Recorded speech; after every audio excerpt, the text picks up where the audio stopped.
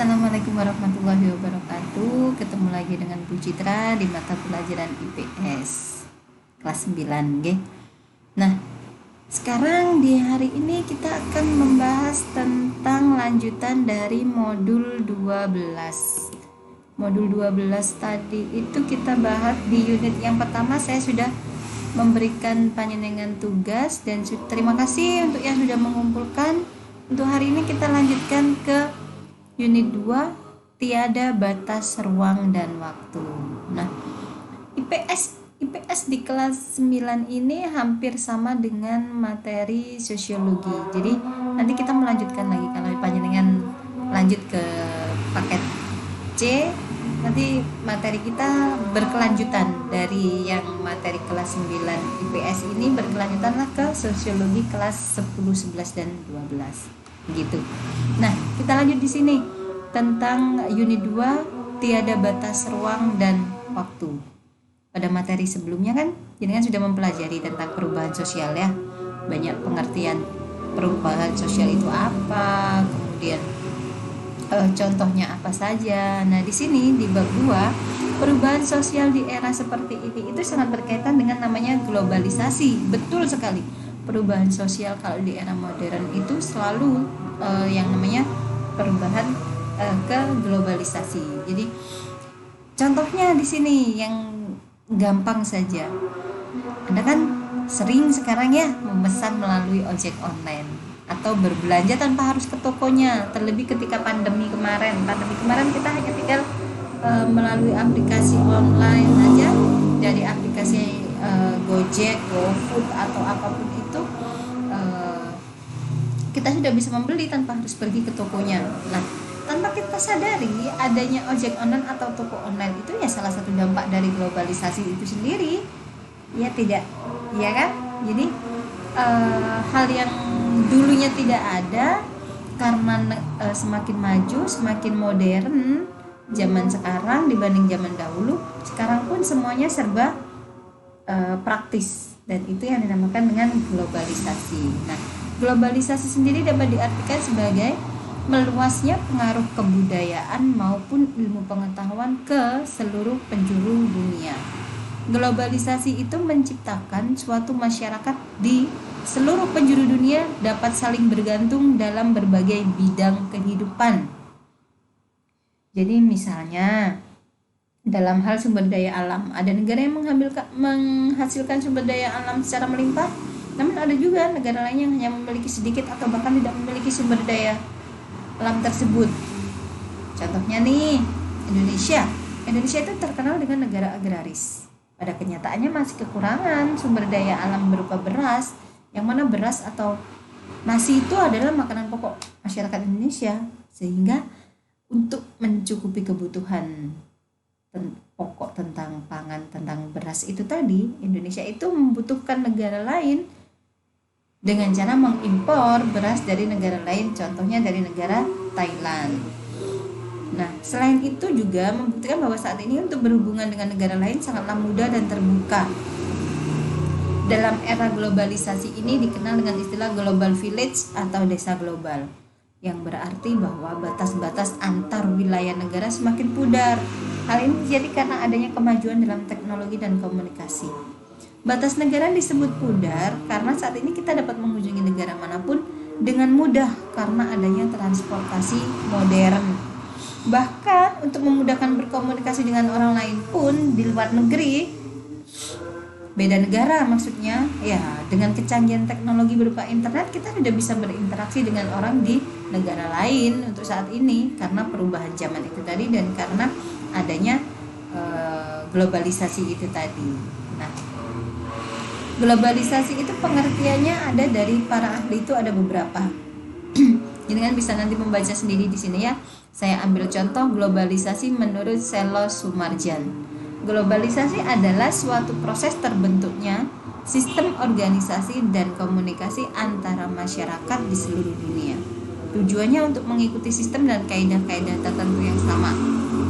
Jadi globalisasi kalau menurut Selo Sumarjan itu globalisasi itu proses terbentuknya sistem organisasi dan komunikasi antar masyarakat. Sistemnya Jadi sistemnya antar masyarakat yang satu dengan yang lain, komunikasinya antara negara yang satu dengan negara yang lain, itu tujuannya untuk mengikuti sistem dan kaidah-kaidah tertentu yang sama. Jadi contohnya saja dari gaya berpakaian, orang Indonesia pun bisa meniru atau berpakaian seperti orang di luar negeri karena adanya komunikasi tadi itu dengan media sosial contohnya gitu. Jadi di sini juga ada menurut Anthony Giddens, Ahmad Suparman, Thomas L. Friedman, Princeton N. Lyman, Lawrence, Martin, John, Immanuel, banyak sekali di sini ya, kan bisa baca sendiri. Nah, dari definisi-definisi para ahli di atas tadi itu dapat disimpulkan bahwa pengertian globalisasi secara umum adalah integrasi manusia dengan segala aspek kehidupannya ke dalam satu kesatuan masyarakat yang utuh dan lebih besar. Masyarakat di seluruh dunia disatukan dalam sebuah sistem yang dapat mempersingkat waktu dan mempersempit ruang, yaitu dengan adanya teknologi. Jadi meskipun misal nih di negara Indonesia dan dengan di Amerika berbeda jam, tapi kita masih bisa berinteraksi dengan adanya teknologi tadi, dengan melalui handphone tadi, dengan melalui jaringan internet tadi. Itu kesimpulannya dari pengertian globalisasi menurut beberapa ahli. Selanjutnya teori globalisasi.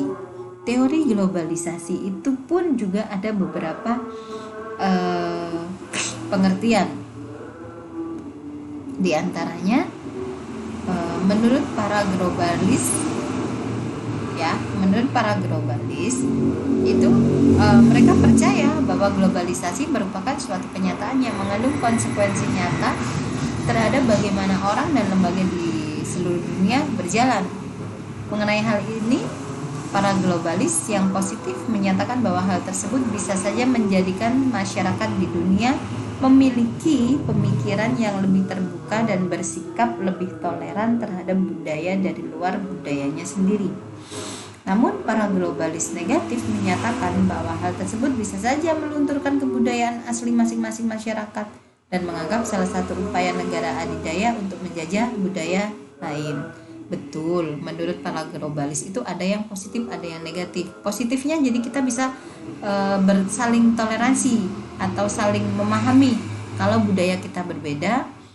Nah, itu bisa menjadi salah satu hal yang menjadi pemikirannya terbuka. Oh, negara sana berbeda dengan negara kita. Kalau yang bagus kita ambil, kalau yang tidak bagus tidak kita ambil. Nah, tapi ada juga yang negatif. Betul, kalau bisa melunturkan kebudayaan asli. Biasanya kebudayaan kita sebagai orang Indonesia, apalagi anak-anak zaman muda sekarang itu untuk hal-hal yang mengenai tentang kebudayaan, mereka lebih condong ke negara-negara lain yang menjadi kiblat mereka dibandingkan kebudayaan di negara kita. Contoh kecilnya saja misalnya tari-tari tradisional. Tidak banyak anak-anak muda yang mengerti atau yang masih mau melestarikan budaya-budaya di negeri kita sendiri, tapi mereka berkaca ke negara-negara lain yang tampilan remaja atau anak mudanya dengan dandanan yang lebih stylish seperti itu.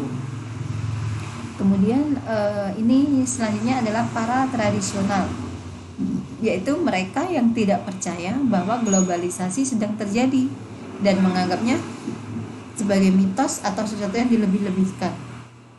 Mereka menganggap bahwa proses yang terjadi saat ini merupakan dampak dari perubahan yang terjadi sejak zaman dahulu. Ada nih pemikiran seperti ini. Kemudian para transformalis, yaitu mereka yang berada di tengah-tengah para globalis dan tradisionalis. Mereka percaya bahwa globalisasi tengah terjadi, namun menganggap bahwa pengaruh globalisasi terlalu dibesar-besarkan oleh para globalis. Selain itu, seorang ahli bernama Josh Richter mengemukakan bahwa globalisasi ditandai dengan adanya inovasi di bidang komunikasi. Salah satunya adalah dengan adanya televisi dan telepon yang membuat masyarakat secara global sadar akan adanya globalisasi. Betul. Kemudian yang C, karakteristik globalisasi. Nah, seperti yang saya tanyakan tadi, Anda harus mengetahui sendiri tentang pengertian globalisasi di atas. Kemudian kita belajar tentang karakteristik Karakteristik globalisasi itu ada menurut Cohen dan Kennedy. Yang pertama adalah perubahan dalam konsep jarak, ruang, dan waktu. Dalam hal ini sangat dipengaruhi oleh adanya kemajuan dalam bidang transportasi dan komunikasi dengan dukungan teknologi berupa internet, telepon, maupun televisi. Komunikasi antar belahan dunia dapat terjadi dengan cepat. Informasi-informasi dapat langsung diketahui oleh orang yang sedang berada di belahan dunia lainnya. Jadi kemajuan dalam bidang transportasi juga demikian. Hal ini membuat jarak ratusan kilometer hanya dapat ditempuh dalam waktu singkat karena adanya transportasi modern seperti pesawat terbang. Jadi ini perubahan dalam konsep jarak, ruang, dan waktu itu kalau dulu terlihat lama, misalnya kalau kita mau dari dalam negeri aja yang saya bikin contoh dari Malang mau ke Jakarta, kita harus menempuh perjalanan darat dulu, membutuhkan waktu berhari-hari, tapi sekarang hanya dengan naik pesawat dalam hitungan menit, jam kita sudah sampai di Jakarta, seperti itu. Kemudian adanya saling ketergantungan dalam bidang ekonomi dan perdagangan. Ketergantungan antar negara dalam bidang ekonomi dan perdagangan ini disebabkan oleh adanya pertumbuhan perdagangan internasional. Hal ini membuat perdagangan antar negara di dunia semakin terbuka lebar. Yang ketiga, adanya peningkatan interaksi kultural. Dengan adanya media komunikasi seperti televisi dan internet, membuat manusia semakin mudah mendapatkan pengetahuan baru maupun lebih mengenal keanekaragaman budaya yang ada di luar negeri atau yang ada di luar negaranya. Betul sekali, hanya dengan melihat internet, melihat televisi, kita sudah bisa melihat pengetahuan baru ataupun ada apa sih di negara lain. Itu adanya peningkatan interaksi kultural. Kemudian yang keempat, meningkatnya masalah bersama. Dalam era globalisasi seperti saat ini, masalah yang sedang dihadapi oleh suatu negara itu dapat menjadi masalah atau perhatian dari negara lain di dunia. Misalnya saja masalah tentang HAM, tentang kejahatan internasional, kesehatan, lingkungan hidup, dan sebagainya. Kemudian yang D, faktor penyebab terjadinya globalisasi. Globalisasi itu tidak muncul begitu saja atau tidak muncul tiba-tiba, tapi ada faktor pendorongnya. Nah, faktor pendorongnya itu antara lain yang pertama, perkembangan teknologi dan informasi. Adanya perkembangan dalam hal teknologi ini salah satunya berdampak pada kemudahan transaksi dalam hal keuangan. Saat ini kita dimudahkan untuk dapat melakukan transaksi tidak hanya di negara sendiri, namun juga di negara lain. Segala informasi yang berkaitan dengan negara lain dengan mudah dapat kita ketahui hanya melalui internet. Itu adanya perkembangan teknologi dan informasi. Kemudian yang kedua, banyaknya kerjasama internasional. Dengan adanya kerjasama internasional ini sangat memudahkan sekali suatu negara melakukan ekspor maupun impor barang. Semakin terbukanya pasar internasional, semakin memudahkan suatu negara mencukupi kebutuhan dalam negeri maupun menjual hasil sumber daya alam negeri sendiri. Tuh. Yang ketiga, kemudahan transportasi. Seperti yang saya sampaikan tadi. Kalau zaman sekarang ketika kita mau mengirim barang ataupun kita mau pergi ke belahan dunia manapun, ya akan sangat mudah dan cepat karena adanya kemajuan dalam bidang transportasi modern. Kemudian yang keempat, ekonomi terbuka. Negara-negara di seluruh belahan dunia mulai terbuka dalam hal ekonomi sehingga terjadilah perdagangan global antar negara dengan sangat mudahnya melakukan jual beli sumber daya alam untuk memenuhi kebutuhan negaranya. Kemudian bentuk-bentuk globalisasi. Di sini ada bentuk globalisasi di bidang iptek, kemudian di bidang ekonomi, di bidang komunikasi, di bidang transportasi, kemudian di bidang budaya. Nah, kita akan bahas satu persatu, nggih. Nah, di sini bentuk-bentuk globalisasi bidang iptek. Anda pasti sering dong menggunakan internet, ya kan? Menggunakan media sosial untuk berkomunikasi dengan teman. Nah, itu juga bukti adanya kemajuan dalam bidang iptek. Kemajuan iptek sendiri itu kekuatan utama mempercepat globalisasi. Kalau globalisasi dalam bidang iptek itu ya suatu peristiwa informasi, pengetahuan, teknologi dan komputerisasinya menyebar ke seluruh belahan dunia. Tidak dapat dipungkiri bahwa arus globalisasi yang sangat pesat sangat memudahkan seseorang dalam mengakses informasi di dunia maya. Contohnya, televisi dan internet memudahkan seseorang untuk memperoleh informasi terbaru dari seluruh dunia. Kemajuan dalam bidang iptek ini menjadikan interaksi antar manusia dengan manusia lain seakan tidak dibatasi oleh ruang dan waktu. Kapanpun dan dimanapun kita ada, berbagai perangkat elektronik dan juga pengetahuannya dapat dengan mudah menjalin hubungan maupun menyebarkan informasi ke orang lain. Kemudian globalisasi di bidang ekonomi. Oke, seperti yang tadi kita bahas di awal, kita berbelanja di toko online. Nah, itu salah satunya kita melakukan transaksi atau jual beli tanpa pergi ke toko, meskipun itu di luar negeri ataupun di dalam negeri. Nah, itu adalah yang disebut dengan marketplace. Jadi marketplace ini sangat bermanfaat untuk pelaku jual beli online. Jadi kalau ada marketplace-nya ini kita juga dapat nyaman dan aman ketika berbelanja atau bertransaksi. Nah, globalisasi dalam bidang ekonomi berkaitan erat dengan perdagangan bebas. Perdagangan bebas itu apa sih? Perdagangan bebas adalah sistem perdagangan yang semakin luas serta menghilangkan hambatan-hambatan dalam perdagangan internasional. Kerjasama dalam bidang ekonomi antar negara juga telah menyatukan negara-negara yang termasuk dalam organisasi internasional. Selain adanya organisasi internasional, juga terdapat perusahaan skala internasional yang membuka cabang bukan hanya di satu negara namun di berbagai negara.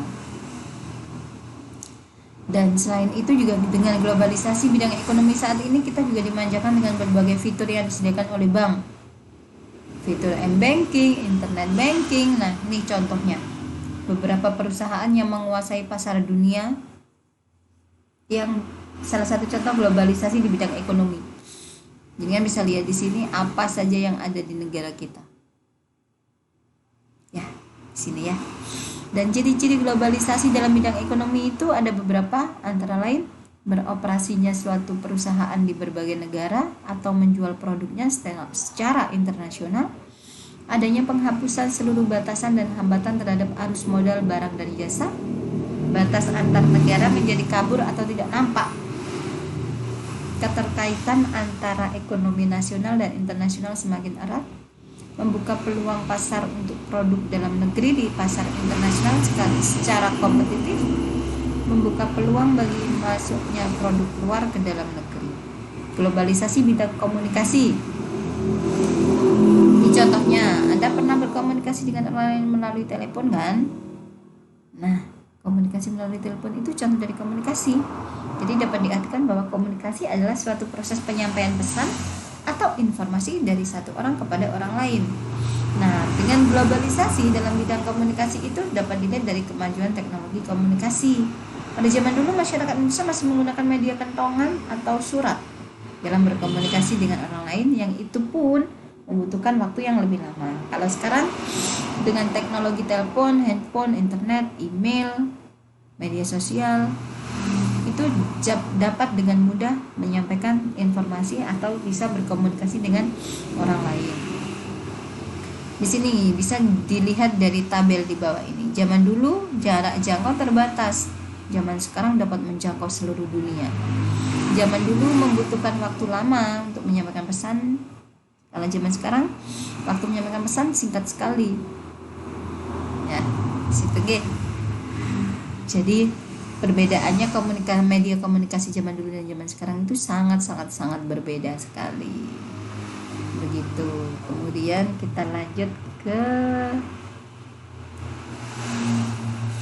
globalisasi bidang transportasi. Seperti yang kita bahas tadi, kalau zaman dulu kita mau melakukan perjalanan dari satu tempat ke tempat yang lain itu butuh waktu yang sangat lama. Tapi kalau sekarang dengan adanya globalisasi bidang transportasi, kita dengan mudah bisa bepergian ke berbagai tempat di dalam negeri maupun di luar negeri. Nah, contohnya alat transportasi itu ya transportasi darat, air, udara, Di sini di foto di gambar sini Nyenengan bisa lihatlah perbandingannya ya. Tidak perlu saya jelaskan panjang lebar, perbandingannya sudah ada di sini. Kalau zaman dulu kita masih menggunakan beca, delman, zaman sekarang kita sudah bisa menggunakan yang namanya kereta api, dan itu pun kereta api kecepatan tinggi. Juga dengan mobil modern, mobil sport. Alat transportasi udara pun juga begitu. Kalau zaman dulu yang diterbangkan adalah balon udara, kalau sekarang sudah ada pesawat penumpang. Berikutnya adalah globalisasi bidang budaya. Kalau globalisasi bidang budaya, zaman sekarang apakah ketika Anda berpamitan dan mencium tangan orang tua itu ketika Jenengan akan pergi masih dilakukan? Saya kira masih ya. Karena itu sudah budaya yang tidak bisa ditinggalkan. Dan itu juga tradisi, bahkan tradisi itu pun tidak semua negara melakukan itu. Kalau di Indonesia sepertinya itu masih menjadi hal utama.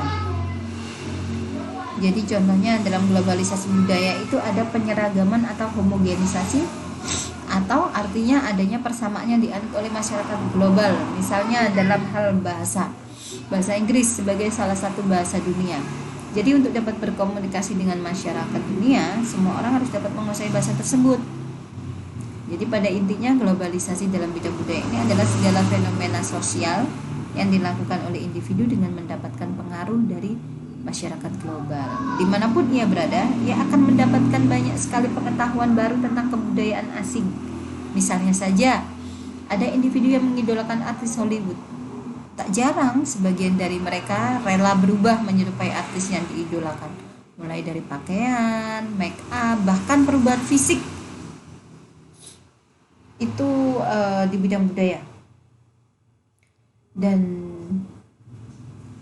contoh lain yang bisa Anda amati, jika zaman dahulu orang-orang bergotong royong dalam hal apapun, saat ini sudah sangat jarang kita menemukan hal itu, apalagi di perkotaan.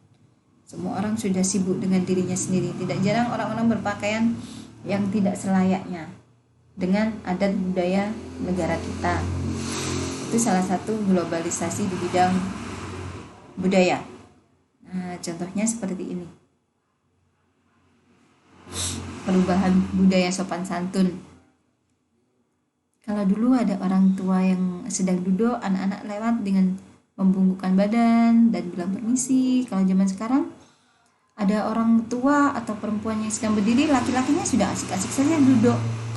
Tergantung dari pribadi masing-masing untuk menyikapi dengan bijak. Nah, sampai sini semoga materi yang saya jelaskan Anda bisa mengerti tentang tiada batas ruang dan waktu, tentang globalisasi ini. Nah, tugas panjenengan adalah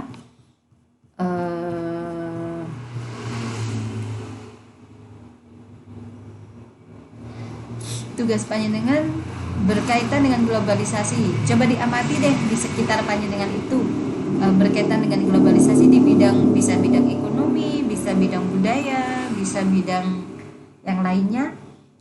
Anda bisa sebutkan masing-masing contoh satu bidang. Ini saja. Jadi paling tidak ada berapa bidang tadi? Bidang transportasi, ada bidang ekonomi, ada bidang iptek. Jadi jenengan bisa memberikan contoh di situ. Tugasnya itu, nggih. Tugasnya adalah jenengan mencari salah satu contoh perubahan dari masing-masing bidang yang perubahan globalisasi tadi. Bidang iptek, bidang ekonomi, bidang transportasi. Dan dampaknya itu dampak positifnya apa, dampak negatifnya apa, begitu nggih. Itu tugasnya. Hanya itu saja. Kalau ada yang kurang mengerti, panjenengan bisa menanyakan melalui japri di nomor saya. Sepertinya cukup sampai di sini materi yang saya sampaikan di modul 12 unit 2. Tugasnya hanya itu. Kalau ada yang kurang dimengerti, silakan ditanyakan japri ke Bu Citra, ke nomor WA saya. Untuk materi hari ini saya akhiri sampai di sini. Kurang lebihnya saya mohon maaf dan tetap semangat belajarnya. Saya akhiri. Wassalamualaikum warahmatullahi wabarakatuh.